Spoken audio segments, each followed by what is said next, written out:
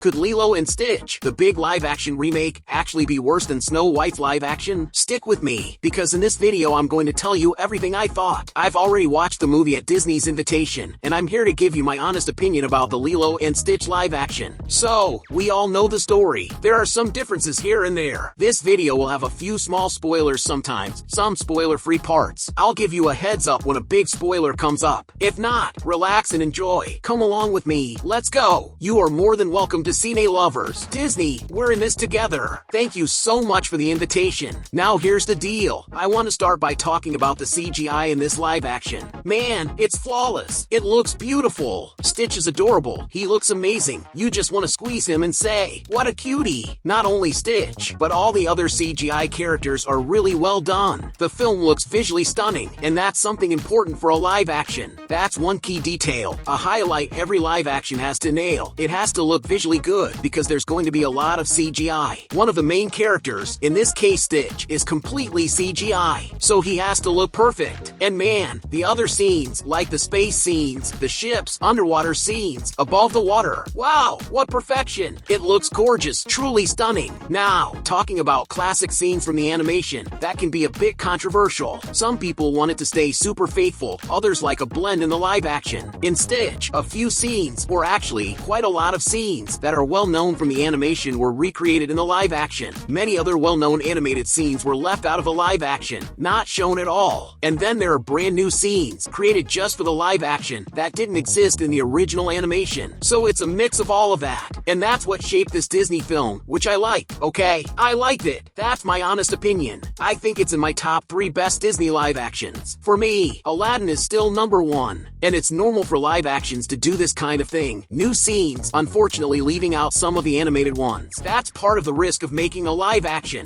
It happens. But just like the animation, the live action also had funny moments and really emotional ones. It managed to capture the message. The message that Disney gave us in the animation was delivered again in the live action. You could feel it. The same message came through in both. Now, here's something that bothered me. Man, there's a detail. A detail that Disney managed to work around. They handled it pretty well, mainly in the script. They found a way to make it work. But if you know the original animation, you'll notice it. And it's something that doesn't feel that great. It worked, sure, but I didn't really like it. And I think a lot of people will feel the same way. It has to do with Jumba. He became the villain of the movie. Like, for real, the guy was the villain. In the original animation, he's not 100% a good guy, but he does have a loving side. He's not just a funny character. He's got a good heart. That's why in the end, he stays on Earth with Lilo and Nani, alongside Pleakley. Now in the live action, he's fully the villain. He still has some of the character's humor, but at the end of the day, the villain of the film was Jumba. What I think happened is this. The character Gantu wasn't in the movie. Everyone remembers him, the huge, gigantic guy, and he's not in the live action. In the animation, Gantu was the villain. A lot of scenes that Jumba does in the live action were originally done by Gantu in the animation. So what happened was, they took Gantu's traits in many of his scenes and gave them to Jumba. So Jumba ended up with the personality he already had in the animation, but layered with Gantu's personality on top. And then you go, wait, this Jumba feels a bit off. He's not supposed to act like this. And honestly, I miss Jumba's original personality, because they changed the character quite a bit. And why do I think that happened? The Lilo and Stitch movie was originally going to be released only on Disney+, but thank God, they changed their minds and it went to theaters instead. However, since the development started back when it was just meant for Disney+, the budget was super low, way below what you'd expect for a theatrical release. So they started cutting characters, especially Gantu, who was left out to save on CGI costs. And speaking of CGI, just to connect things, another thing people are already complaining about is Jumba and Pleakley themselves. They're not disguised the way we remember from the animation. You know how when they come to Earth after Stitch, they wear disguises. In the live action, they're also disguised, but as human beings. That takes away a bit of the magic and fun, because we expect those classic scenes. They're iconic for both characters. They're amazing. But on the other hand, it was clearly another CGI and budget-saving decision, because they appear both in CGI form and in human form. It's actually pretty balanced. The chemistry between them as humans turned out nice. Their dynamic in human form was interesting, but it's definitely different from what we were expecting. So just keep that in mind. If you've seen the trailer, you've probably already noticed that they're going to be disguised as humans while on Earth. To me, that was clearly a big cost-saving move with the CGI. Let's be honest, the CGI took a little bit of a hit there, because if they appeared in disguise, but still in CGI, it would mean having to create recreate both characters entirely in CGI for every scene. That would be a huge extra workload. So to cut down on that, since the budget from the start was already low, they stuck with those early ideas. A lot of those initial concepts were kept simply because of budget limitations. But the movie looks beautiful, okay? If you watch it, you'd never guess it had a low budget. It actually looks like they had a good chunk of money to work with. So, yeah, along the way, they did change some things and obviously added more money to the production. But some of those early ideas and concepts were kept. One cool thing, Nani ended up getting an even bigger role in the story. I didn't count the exact minutes Nani appears in the animated movie, but I can say she's in the live-action version a lot. From what I remember of the original animation, and comparing it to what I watched today, yes, I saw the live-action today. The day I'm recording this video, Nani appears a lot, and her story practically became a main plot line. For me, the main characters were Lilo, Stitch, and Nani. In some scenes, Nani even shows up more than Lilo. It was interesting to see the story revolve around her, especially with the drama about whether or not she would lose custody of Lilo. That storyline really grew and was well developed in the movie. The character Cobra also appears in the live action. I'm glad they didn't cut him, but there were a few subtle changes. In the animation, Cobra was part of the CIA and later became a social worker. In the live action, he's still with the CIA but pretends to be a social worker. He's not actually a social worker like he was in the original. These changes don't really affect the story much, and they even added an interesting twist. In the live action, Cobra's mission is more focused on Stitch. He wants to figure out what kind of creature Stitch is and where he came from. He pretends to care about Lilo just to investigate. In the animated version, he's only focused on Lilo and doesn't even know Stitch exists until much later. I thought Cobra's role in the live action was pretty cool, and if you're planning to watch Lilo and Stitch, drop a comment with hashtag Lilo Stitch and I'll give it a like. I want to see how many people are excited to see this live action remake. Now moving on to the final battle, a lot of things were changed. The scene where Gonto kidnaps Lilo and Stitch in the animated version plays out differently in the live action, mainly because Gonto isn't even in it. In the animation, that scene is more detailed. In the live action, it felt a little rushed, but even so, it was still interesting. Without Gonto, they had to make major changes to the ending. In the original, he leads the final battle, and everyone's trying to stop him after he kidnaps Lilo and Stitch. That's why Jumba, Pleakley, and Nani need to come together to rescue them. There were a lot of changes. Still, it turned out pretty good. Though I have to say I did miss Gonto in the movie. His absence meant that Jumba ended up being the villain, and I didn't love that. But the final battle was still adapted in a creative way.